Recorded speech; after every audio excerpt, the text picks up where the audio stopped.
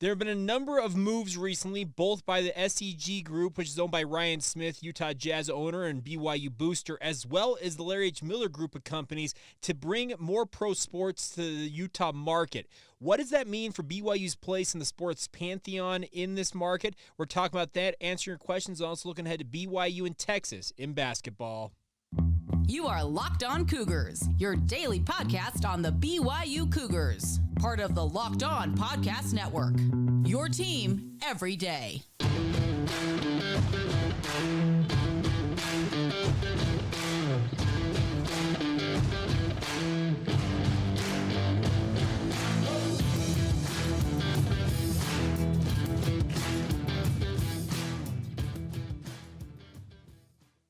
What's up, everybody? I'm Jake Hatch, your host here on Locked On Cougars, your resident BYU insider. Thank you for making Locked On Cougars your first listen of the day. Appreciate all of you who are everydayers with us right here on the Locked On Podcast Network. And by way of introduction, this is still your original daily podcast focused on all things BYU sports. So thank you for checking it out on YouTube or wherever you get your podcast. Truly appreciate all of y'all for checking it out. Now, I mentioned on yesterday's podcast we were supposed to have Connor Paya on today's show, but due to a scheduling a snafu, we had to move that to tomorrow. So stay tuned for that. It'll be our Friday edition of the podcast where we're just kind of flip-flopping days here. But want to start off today, and I threw out a call on both our subtext community as well as social media for some questions to fill a little bit of the time on today's show. And one of them was something I've been kind of kicking around in my mind, something we've had discussions with in my day job with the KSL Sports Zone and just in sports media circles in general. And this one came via our subtext community. That's where I want to start today's show, and it comes from Christian, and he says this: Jake, with the announcement that Smith Entertainment Group, SEG as most of you might know it, which is owned by Utah Jazz governor and team owner Ryan Smith, announcing they want to push forward on getting an NHL franchise to Utah immediately or as soon as possible, and also the Larry H. Miller Group of companies courting the Oakland Athletics as well as pushing for an MLB franchise. Where does BYU stand if those pro franchises come to this market? It's a great question, Christian. The thing about this is I welcome all this at the just right off the top. I want an MLB franchise in Salt Lake City in Utah. I want an NHL, National Hockey League franchise in Utah.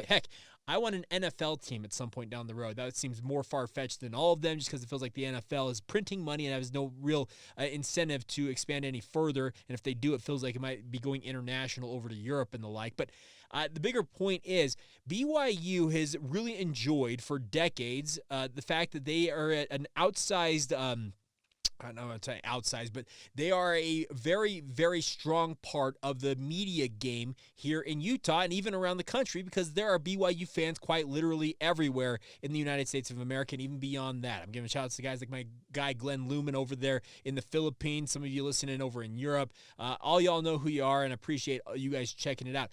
But the bigger point is, if Salt Lake City becomes more of a pro sports market, and that means you have the Utah Jazz, you have an NHL franchise, you have an MLB franchise, you already got Real Salt Lake and Major League Soccer. If you become more of a pro sports town, how does that affect the college side of things? And it's something, like I said, we've been discussing this in media circles amongst different media folk that I associate with on a regular basis. We've also had discussions about it on the KSL Sports Zone, and I would welcome, like I said, all of those teams to come to Utah, but I'm also not as concerned about BYU losing their place, as it were, when it comes to the media market, because there's one significant sport, as I already mentioned, that is not currently slated or not rumored to be in talks or negotiations or having discussions, whatever it might be, about coming to Utah, and that's the NFL. And let's be honest, football is king. BYU football runs the entire ship in Provo. I can appreciate, and trust me, I try to do my best to keep it well-rounded on this podcast and keep you guys up to date on all BYU sports.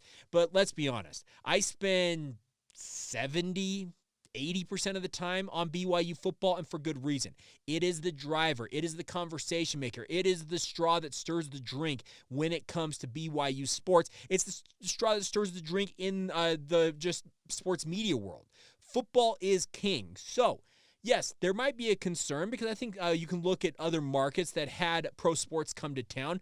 I can point to the Arizona schools because Patrick Kinahan, who I work with on a daily basis at the KSL Sports Zone and DJ and PK, he talks about this. He grew up in Arizona, and Arizona, before the pro sports teams came in, the Cardinals, the Coyotes, the Diamondbacks, and the Suns were the original one there in pro sports, similar to Salt Lake City where they had basketball first. But he said before that, really ASU and Arizona had a lot more attention in media circles. Well, as those pro sports came in, they really started to dominate the market, but one dominates more than every other one, and that's the Arizona freaking Cardinals. So, yes, I get Christian, and I'm sure there are others of you who are concerned that if other pro sports teams come to the Salt Lake or Utah area, that they may take away attention media-wise from BYU. Yeah, they may still some, but I'm telling you, the limelight, it is still going to shine very, very bright on BYU football in particular. And I just think with the overall interest of Brigham Young University athletics, I'm talking in Utah, the greater Intermountain West, to the West Coast, Midwest, East Coast, even internationally, there is association with BYU sports that will transcend any changes, it feels like, in the Salt Lake sports market. Now, that's me speaking personally. I don't have hard and fast data. I don't have a study to quote to you guys on that, but I've been in the media game professionally now for nearly 15 years. I did 2 internships while I was a student at Brigham Young University. Then I have been doing radio, sports radio, and sports media in general for the past 13 years on a full-time basis. And I'm a relative neophyte still in certain things because there are other guys out there like a Dick Harmon who've been doing this for years, even DJ and PK who I work with on a daily basis. They've got 30, 40 years on me, but all of them, and maybe I'm speaking for them, but I think they would agree that BYU kind of stands alone with regards to the interest that it always will garner, even if there is an NHL franchise, an MLB franchise, in addition to Real Salt Lake and the Utah Jazz in Salt Lake City and Utah. BYU has interest that I think transcends all that, and once again, as long as the market here in Salt Lake City and in Utah does not have an NFL franchise, the National Football League's not in town, the Utah Jazz are beloved here. I mean, I'll acknowledge that. But basketball, it's still, even in the pro basketball realm, if you look at the ratings, the interest, the clicks, all that type of stuff, it just pales in comparison to football. So yes, once again, to Christian's point, I can understand the concern that, yeah, BYU could, in theory, fall by the wayside with regards to media access, coverage, and the like. I just don't see it, personally. I just do not see BYU falling by the wayside. There are other college programs and other markets, etc., that I very well could see them taking a back seat to pro sports, but because of BYU's affiliation with the Church of Jesus Christ of Latter-day Saints and the fact that it literally has a worldwide following, I feel like it will transcend and just endure through any additions to the market here in Utah when it comes to sports. I could be completely wrong about that, but I'd love to hear your feedback. Do you think that BYU can thrive in, I guess, a new era and maybe in the next decade or so that an NHL franchise pops up in Salt Lake City? Major League Baseball has maybe the Oakland Athletics calling Salt Lake City and Daybreak in southwestern Salt Lake Valley home for 3 years, and then maybe an MLB franchise comes shortly thereafter, an expansion franchise for Salt Lake City. I welcome your feedback. Am I up in the night on that? Because I really do feel like BYU will be able to weather all of that and still be a major player when it comes to the sports media conversation, when it comes to the state of Utah and just athletics in general. We'll see. Other thing I'll acknowledge, Big 12 affiliation, being at the top echelon of sports in college, it's a big help as well to BYU. They're not an independent. They're not running in a G5 conference. They're in one of the preeminent conferences out there. They're a Power 4 conference, and that also is going to add, I think, some extra spotlight attention on Brigham Young University as well. All right, coming up here in just a minute. Meant to talk about this on tomorrow's show, but we'll push it up a day. Let's talk BYU and Texas in basketball. I think BYU is in a pretty good position after the back-to-back losses to Texas Tech and Houston, going into this game against Texas, and we'll talk about what it means for BYU, what they need to do to get over the hump, get back into the win column in Big 12 play, and kind of stabilize themselves as Big 12 play rolls on. We're past the 1/3 mark. We have seen 6 games for BYU in Big 12 play. We hit the middle part of the schedule. We'll get to all that coming up next as we continue on right here on Locked On Cougars. Today's show is brought to you by our friends over at eBay Motors. Passion, drive, and patience. What brings home the winning trophy is also what keeps your ride or die alive, my friends. eBay Motors has everything you need to maintain your vehicle and level up to peak performance, from superchargers, roof racks, exhaust kits, LED highlights, and more. Whether you're into speed, power, or style, eBay Motors has got you covered. With over 122 million parts for your number one ride or die, you'll always find exactly what you are looking for, my friends. And with eBay Guaranteed Fit, your part is guaranteed to fit your ride every time, or you get your money back. Because with eBay Motors, you're burning rubber, not cash. And with all the parts you need at the prices you want, it's easy to turn your car into the MVP and bring home that victory, my friends. Keep your ride or die alive at ebaymotors.com. Of course, eligible items only. Exclusions apply, and eBay Guaranteed Fit is only available to U.S. customers. Thank you once again for making Locked On Cougars your first listen of the day. Want to encourage you guys, if you've not done so already, please join our subtext community. It's been a really, really fun venture we've had to get interaction with you guys. It literally gives you access to me via your phone and a text message, as simple as that. You can shoot off a thought, a question, a comment, whatever you got at any time, and I'll see it, and obviously I can respond vice versa.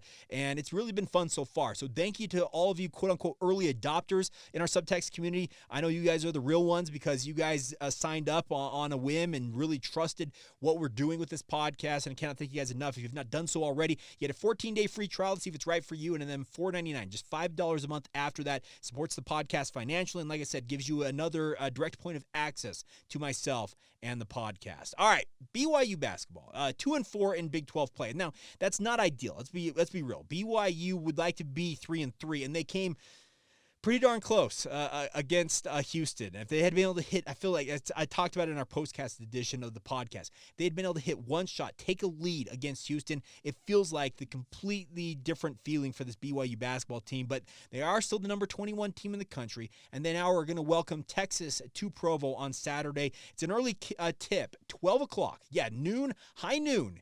In Provo on ESPN2. This is one that even if you don't have ESPN Plus, you're going to be able to watch it. Now, this is a Texas team, very much like BYU, is kind of scuffling along here in Big 12 play. They are 3-3 in conference, and they have had their fair share of controversy recently.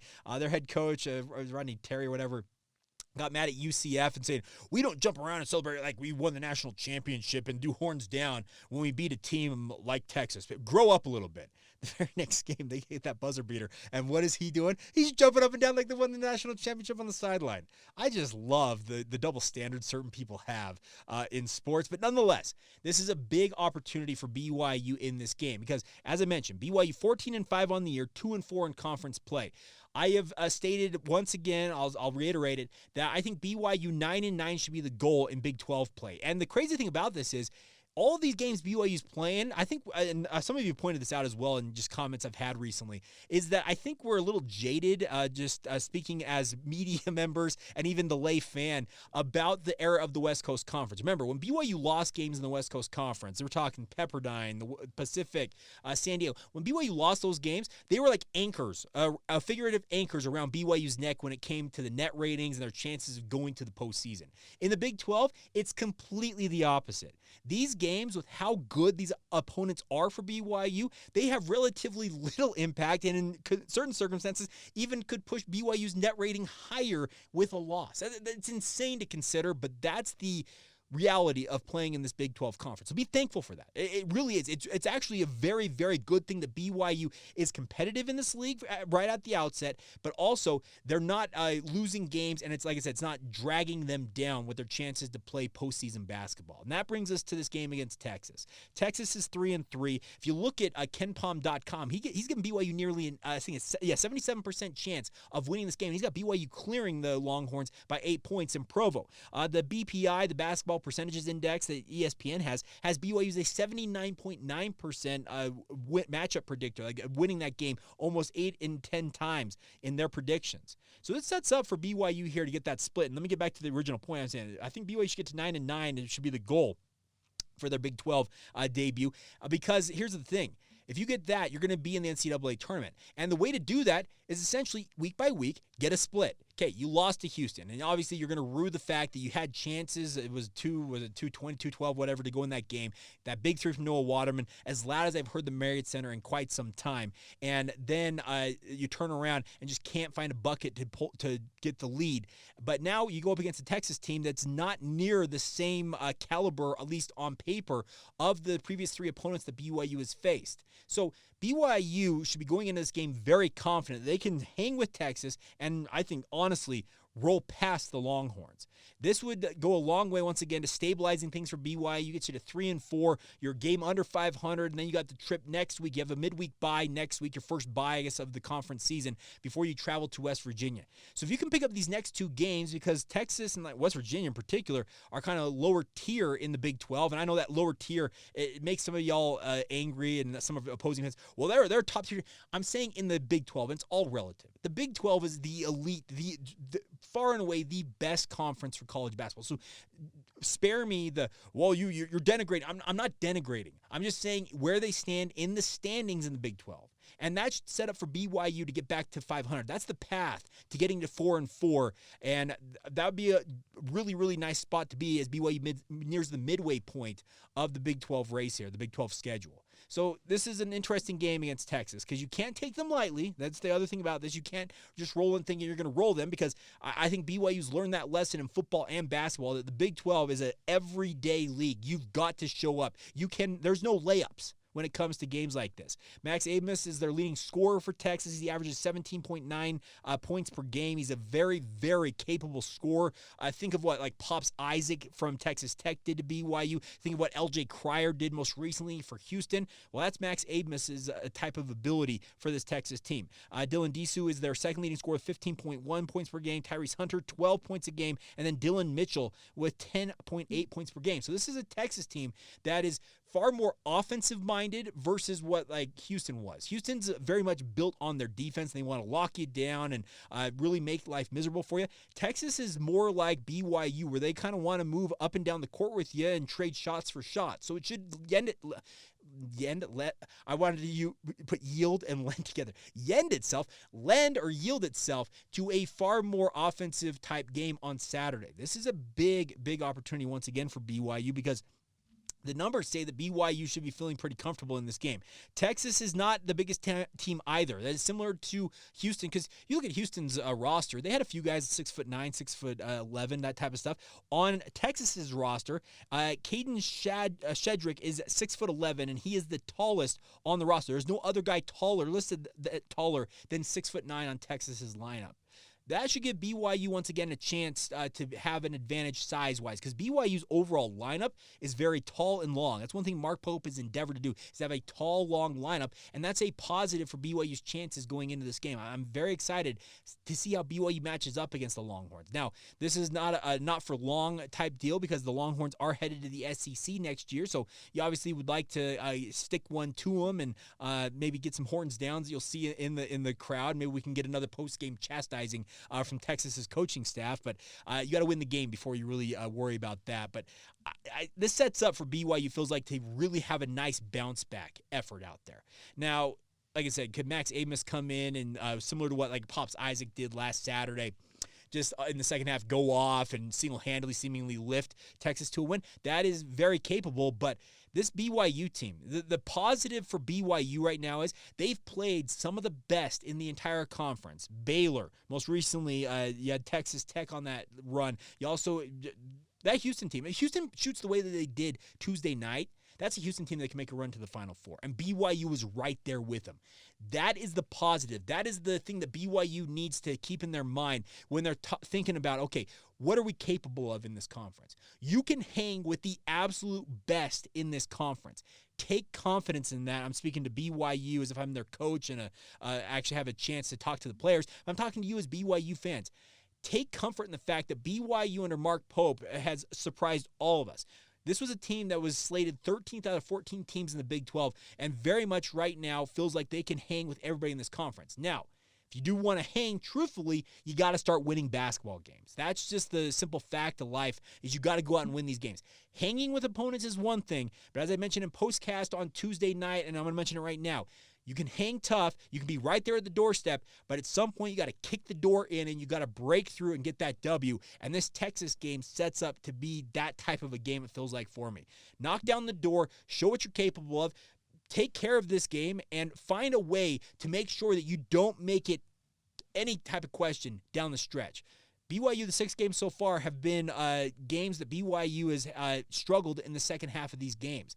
Once again, I'll say this. BYU's got to understand that every minute, every second you're on the court, you got to be engaged. You got to be running your sets. And I'd like to see BYU buckle down and understand they got to play a full 40 minutes, lock it down, and get this win over Texas. And like I said, stabilize yourselves in this conference and have people saying, okay, BYU can win. They're hanging tough. They hung tough with some of these ranked opponents, but now they can beat teams, I guess, most people would consider either equal or maybe just behind BYU in the Big 12, rankings, standings, whatever you want to term it. So I'm looking forward to this. It's a big opportunity. It's a big platform. ESPN2 on a Saturday afternoon. There'll be a number of people out there that'll be lay basketball fans will be tuning in. Will want to get to have more of a feel for BYU and what the Cougars offer. Well, this is a big, big opportunity to go out there and show what you're capable of if you're Mark Pope's squad, and I, for one, cannot wait to see how it all shakes out. All right, coming up here in a minute, we'll finish out today's show with questions you guys submitted via our subtext community, as well as a few of you from social media. We'll get to all that as we continue on right here on Locked On Cougars.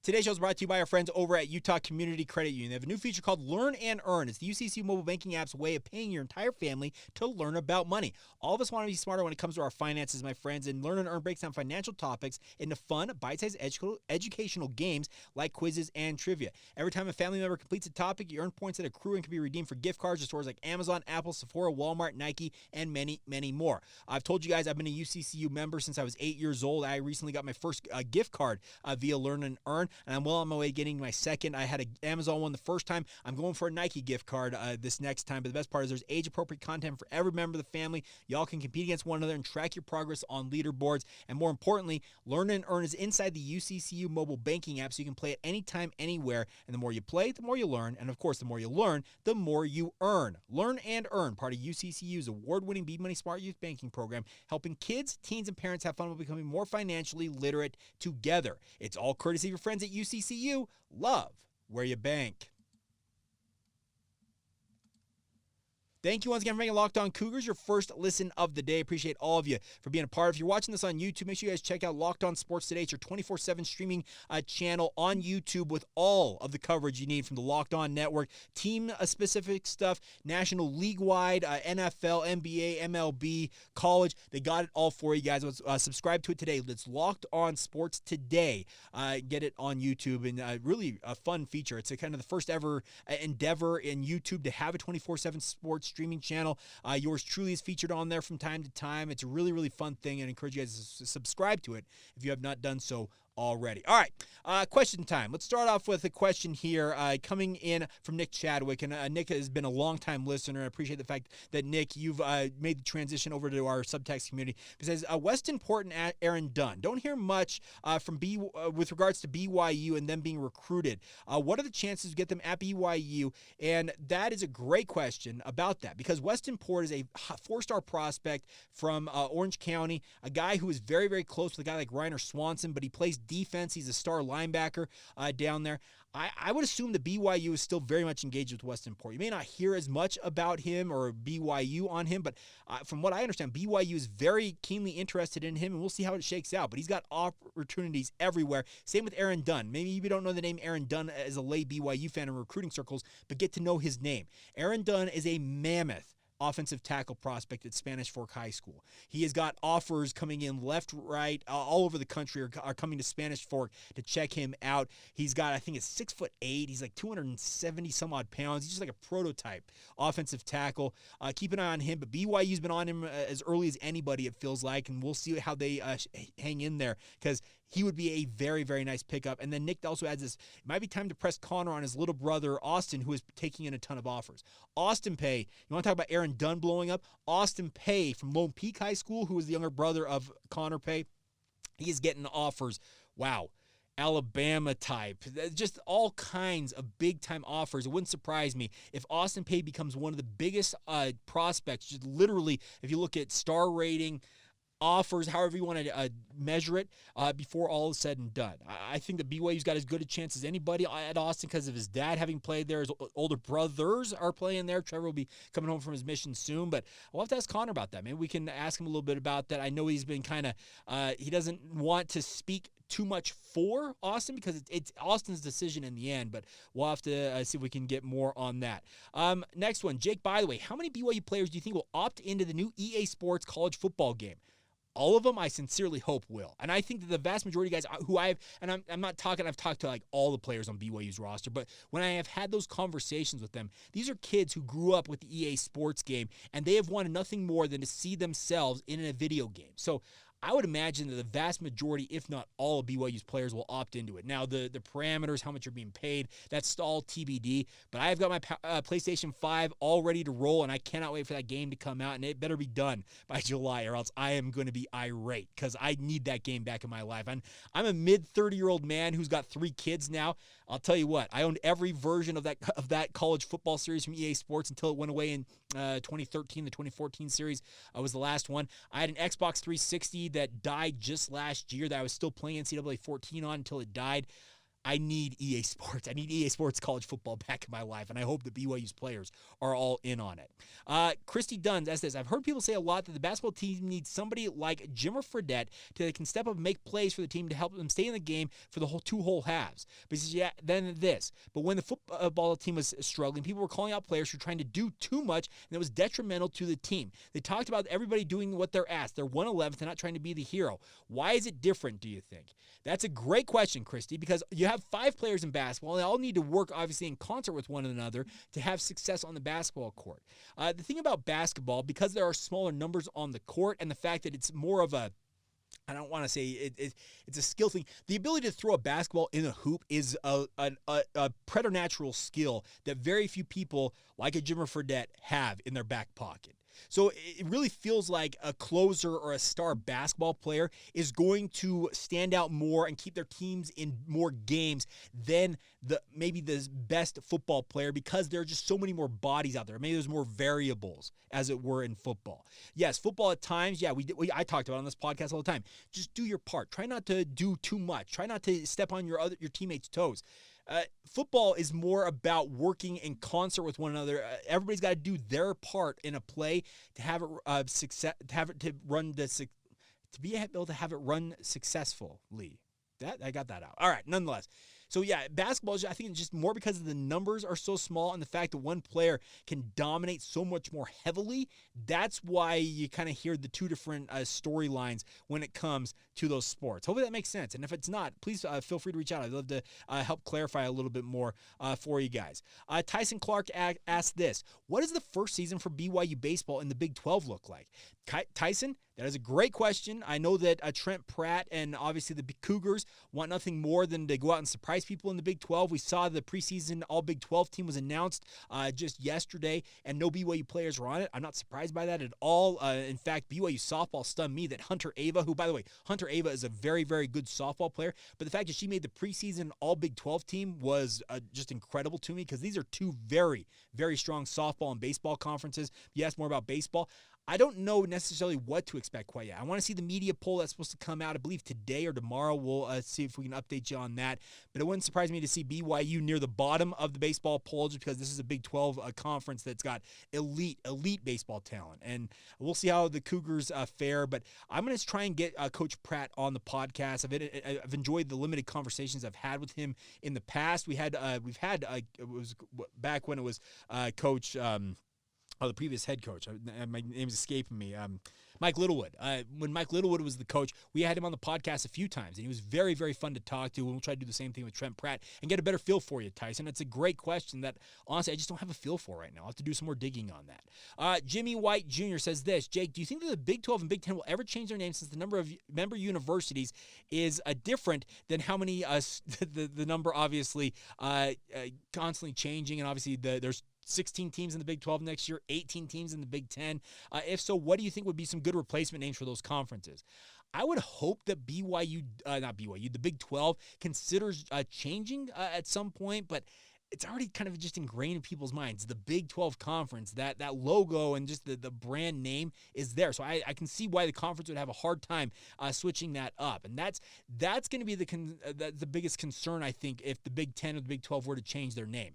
I'm all for just adjusting the number, become the Big 16 or the Big 18. Just do that. But branding and just ingrained in people's mind because you've kind of pounded those into people's heads for so many years. I get that changing that's tough to do, but hey, the Pac-10 went from the Pac-8 to the Pac-10 to the Pac-12. Now they're the Pac-2, and we'll see if they can rebuild from that. I actually appreciate, that's one thing I'll appreciate about the PAC, the Pacific Athletic Conference, is they just changed the number along with the number of schools in it. So I don't know about replacement names. I'll have to ponder on that a little bit, but it's a very interesting question. What would I call it? And maybe the Greater American Conference? I don't know. Just kind of an interesting idea there. And they also asked this, what do you think will be BYU's greatest advantage over other Big 12 teams going into the 2024 football season? Ooh, that's a great question. I would say continuity, honestly, and maybe having the weapons returning, in particular in the passing game. What I mean by that is BYU's top 5 wide receivers are coming back. Now you have to obviously get adjusted to whoever ends up being the starting quarterback and the like. But the fact that you have those guys who are seasoned and have been in the system and know this offense, that's an advantage for BYU. And the other thing, I guess, on the defensive side of the football is Jay Hill. He is as tenacious as anybody, and he will have his guys coached up. And I think that with some of the young, youthful talent and some of the additions BYU's made in the front seven, I think they're going to be much stouter in the run game on defense, at least on paper in my mind, on defense. Maybe that's some of my quick thoughts, just kind of on the spot, Jimmy, but hopefully I answered some of your questions. All right, a couple more questions before we go here. We're a little bit over time, but hey, why not? Mitch P is 87 on Twitter. Is Marcus Adams a guy that can get a bucket in crunch time? Nobody really knows. We haven't seen him. We have not seen him in crunch time, and who knows if we see him the rest of the season. I do not know what Marcus Adams is capable of in the college game. I can tell you he's an absolutely prolific high school basketball player in one of the better hotbeds of high school talent down there in the LA area. This kid's got bona fide skills, and if he can figure out his injury concerns and the like and get on the court, maybe we finally will get a chance to answer that question, but we'll see. Garrett asked this, why do you think BYU fans haven't come all that close to selling out the Marriott Center for a conference game thus far?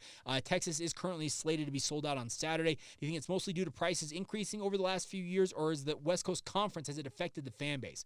Well, I'll tell you this much. I don't know how many of you saw Nate Slack, who is a dear friend of mine, posted on Twitter Tuesday morning, afternoon, that the top row of the Marriott Center for that Houston game had 2 seats, and this is not a resale. This is from BYUtickets.com, like the BYU ticketing website. Top row of the Marriott Center, the very up against the wall of the MC up there, you're in the nosebleeds, $60 a pop? Okay, BYU, no offense, but that is just ridiculous.